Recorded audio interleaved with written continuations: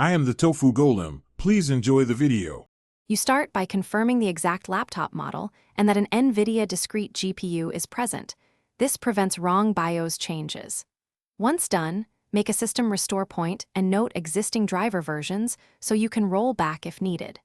Next, download the latest Nvidia drivers and have the Intel driver installer available offline.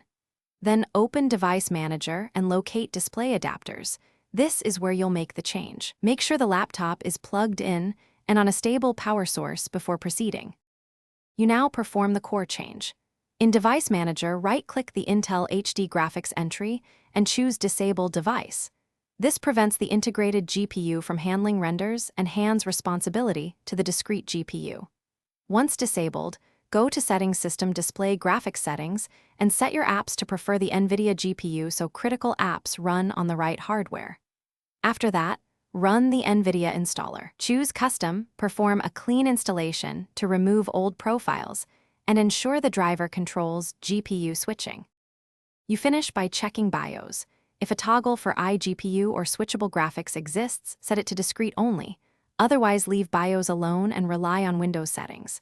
Then test with a GPU stress app or game and watch temps and clocks to confirm Nvidia is active.